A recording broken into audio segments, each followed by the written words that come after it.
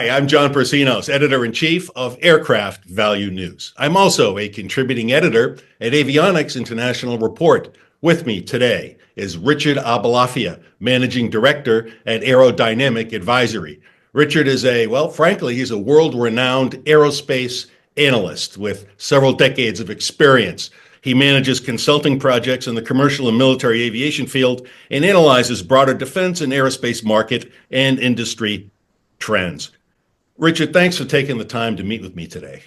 Oh, it's a real pleasure, John. Thanks for hosting me here. Let's get right to it. The aviation sector has survived oil shocks, bankruptcies, and more than a few embarrassing CEO scandals. But can it withstand the 1-2 punch of high inflation and rising interest rates under a second Trump administration?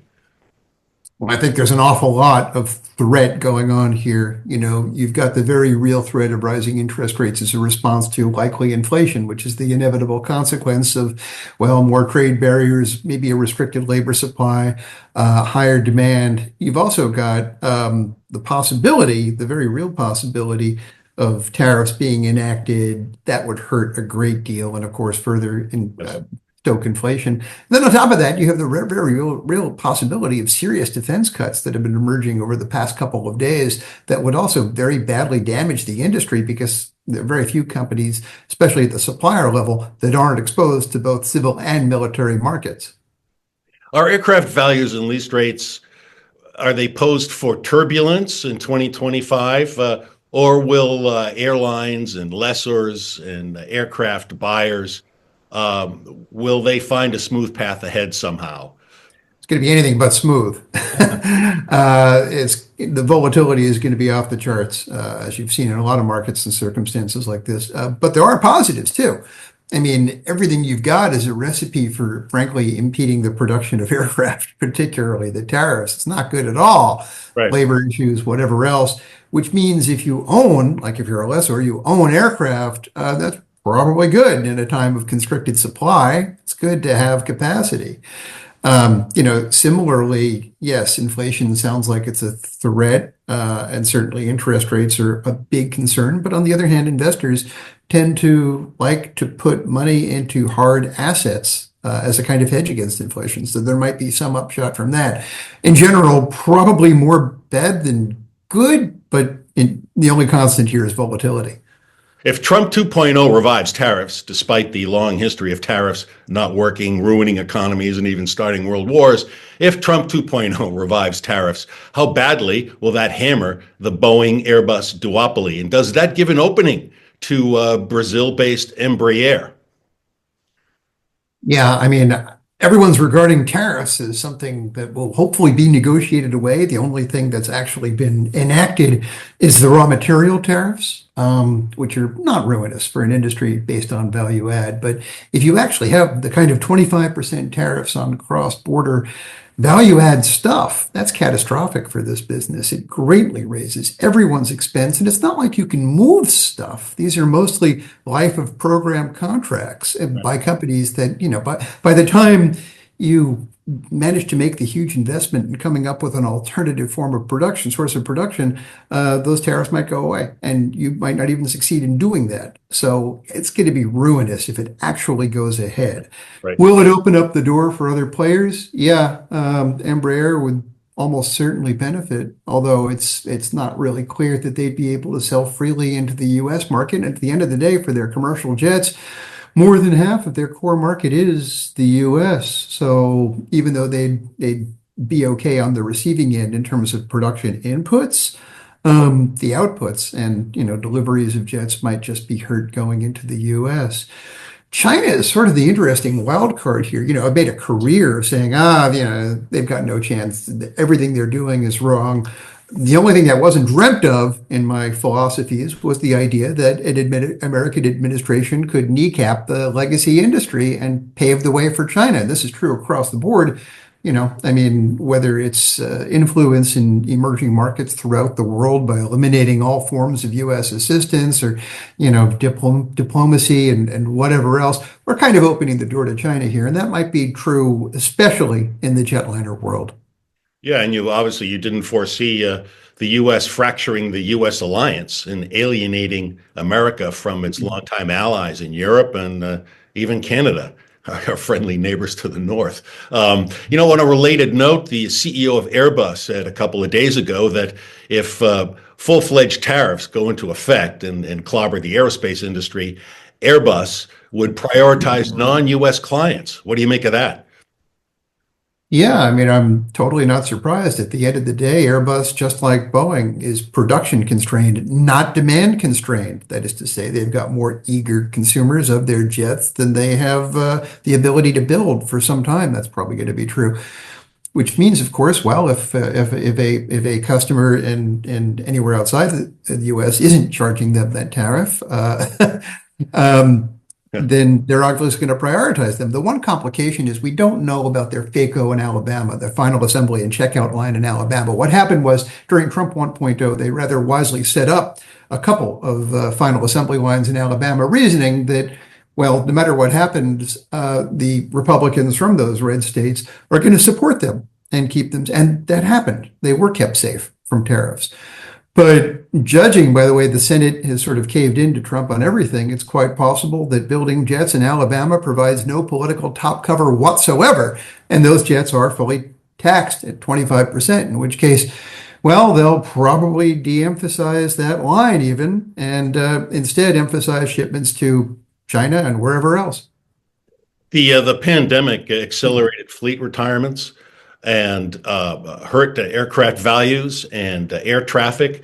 But now that the economy and airline traffic is rebounding, inflation is taking effect and interest rates are starting to bite. It makes one wonder, with all these cross currents, where are we in the aircraft value cycle? Are lease rates rising, or is it still a case of too much metal chasing too few willing buyers? You know, that too much metal thing, that lasted as long as the pandemic. Ultimately, air travel demand made a wonderful recovery. And that's one of the happiest silver linings in the entire world these days. You know, last year it was a double digit. I mean, fantastic increases in demand. Doesn't seem like it's slowing down. The thesis that people are spending a higher percentage of their disposable income on experiences and travel, that is proving quite correct, which means, of course, demand for jets through the roof. Book to bill, very strong. Backlogs, extremely strong. So as long as we're in that imbalanced environment where there's basically too much demand relative to supply, that's really good for lease rates. Boeing's obviously still struggling financially and in terms of its reputation. It's grappling with all kinds of safety issues, regulatory oversight. The company's been losing money. It's even losing customers. The new CEO, highly touted, Kelly Ortberg, has promised to turn things around. But are you really seeing signs of the change in culture at Boeing that needs to occur for the company to bounce back? You know, Kelly Ortberg is tremendously promising. He's the right guy for the job, in my view. But Okay. 6 or 7 months in, not a lot of fact-based evidence to back up the idea of change. You had a strike that should have lasted 53 hours. It lasted 53 days. Right. You have a bunch of folks who, well, frankly, are still there that shouldn't be. You have a few good folks gone. You have well, very few new people being inserted into the organization. So there's a couple possibilities. One is that he's basically hamstrung by the powers that be and by a challenge that's way bigger than anyone expected. The other is, hey, it takes him a while to line up everything, get the facts straight, and we're going to see fantastic results in the next few months. I tend to think there's a really good chance of that. I tend to be an optimist here, but there is the risk that it is the first one. Yeah. Okay. As we all know, Boeing got into this predicament in the first place by cutting staff, cutting costs to boost profitability, to boost the share price, to afford stock buybacks for shareholders and top executives. And it was disastrous for the company. And ironically, it's caused the stock price to tank, sort of the Jack Welch school of capitalism. Has that changed at Boeing at all? if you're a subscriber to the first school, the idea that, there's just institutional forces that are constraining him from making the necessary reforms, then yeah, you point to the fact that the board is basically the same. He Right. hasn't gotten rid of any of the bad ones, and he hasn't brought in any new good ones. And it could be that they're simply demanding returns, returns, returns without being able or willing to make the changes that are needed. You look at the brain rot that constituted return on net assets, the sort of guiding principles of Welchianism, and I think a lot of the thinking behind what got going into this mess. It's dysfunctional. It's kind of vaguely related to Doge, I think, in my view. Basically, the idea, it's all about minimization of net assets, Right. not the returns. So basically, if your returns are 5 and your net assets are 5, that's not as good as if your returns are 4, but your net assets are 2. Okay, that's not good. You're getting less by way of returns. But relative to assets, yeah, that makes no sense in the real world. But unfortunately, it seems to still be inflicting harm on Boeing.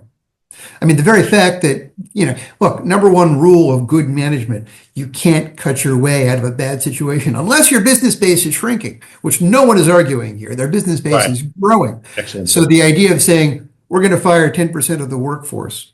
No, look, you can get rid of people quietly, get rid of units quietly, but the idea of saying 10% of you are going minimization of net assets or something like that, that's just not great management. So I'm a little concerned about that path being taken. Yes, well, Boeing used to be one of the glories of the American industrial base, renowned for its engineering excellence. So let's hope the company gets back on its feet. Well, look, there's hope. You rightly mentioned Jack Welch, GE. I would argue the single most successful aerospace company perhaps in the world right now is post Jack Welch GE under Larry Culp. I think it's extraordinary what they've achieved and continue to achieve. Simple formula. Don't do what they were doing. Do the exact opposite. So, I mean, I think that's maybe the hopeful thing, that master class in incompetence we've seen over the last decade or so. Do the opposite of that, and you'll get great results. Excellent points. Richard, it's always a pleasure, always insightful and informative. Thanks for your time. Take care. You too. Thank you. You bet.